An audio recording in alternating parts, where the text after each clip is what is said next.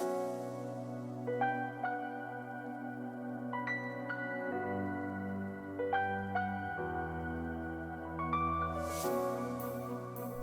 friends, Jenkins here, bringing you another Dota 2 video on behalf of Dota Alchemy, and today we're going to get philosophical.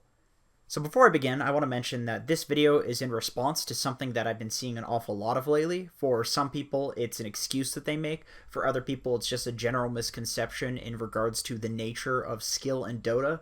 But essentially, I want to say that if you think you've hit some sort of skill cap in Dota, whether you think you're a good player or whether you think you're a bad player, you have not capped. You have not hit your personal cap, you've just hit a plateau. And as the title suggests, I have a potential solution for you. If you Google anything about learning plateaus in general, which is typically in reference to academia and studying, you'll see that the large majority of sources will suggest change as a method of overcoming plateaus, which makes a lot of sense. And this is because our brains are just incredibly efficient. And thank goodness they are, obviously, because it allows us as humans to process incredibly complex situations with great ease, because our brain essentially just dumbifies things for us, so we don't have to process a lot.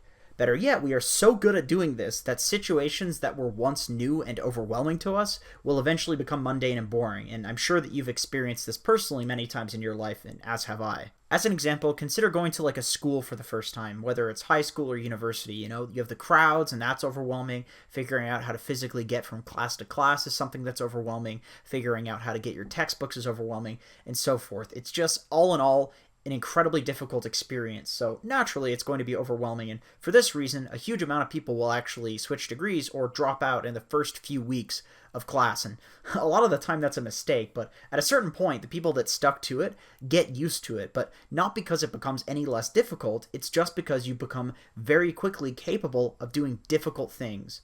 Why is that? It's just because you're human. I mean, that's what's kept us alive for generations and generations. That's why we're the apex predators on the planet. What's overwhelming about going to a school for the first time is not the difficulty, but your mind adapting to a change. So if you are plateauing intellectually, then it means you've already got past the overwhelming part where your brain is trying rigorously to adapt to change, and you've learned a previously difficult task, but now you can do it on autopilot. The problem is, though, when you're in this autopilot mode, very little learning is actually occurring. This mode is just your brain regurgitating previous actions that have worked out in the past to make things easy for you. If this wasn't the case, unfortunately, it would just be completely unbearable to be human. Just think about all of the things in life that everybody knows but doesn't think about consciously. Like, these things, everybody in the world has to agree to them and think about them, otherwise the world wouldn't work. Like being born, the concept of death, how traffic works, the concept of government, what countries are, how to breathe, how to blink, how to cook, how to walk. Like, there's so much to life that we just subconsciously process. And I mean, consider vision. Like, your brain is processing billions of little light rays that are hitting cones in your eyes and telling you the depth of objects, the color, the type of object, whether it's dangerous or not, and so forth. There's just so much happening. Imagine if we were constantly living in a state of learning new information or even processing information from our surroundings consciously. Living would be extremely stressful. There's too much information flying around at any given point in time. Our brains have to ignore shit. So to bring it all back to Dota, this is exactly why if you want to learn, you need to force yourself out of your comfort zone and bully your mind into going from that bullshit, useless autopilot state to the learning state. You have to overwhelm yourself, even though it's stressful. Otherwise, your brain is going to carry on doing the same shit that you've been doing forever and you won't learn anything. To give an example in relation to Dota, if you're not that good at micro, then try playing some micro-intensive heroes, and a lot of the time, you'll learn way more about the game than just how to micro, because you'll be so incredibly uncomfortable on those heroes that other problem principles will start to surface, and instead of just skimming over this new information, your mind will actually start to learn, because you aren't just in autopilot mode, because you're forcing yourself out of your comfort zone.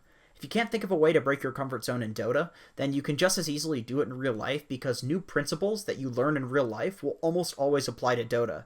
Go work out, join a club, take a hike somewhere you haven't before, or whatever. Like, literally whatever you can do to change your way of thinking so that when you come back to the game, things will look different to you, and you can go through the learning phase again with a fresh perspective. One final note that I want to make in this video is more of a warning for what happens after you break through a plateau.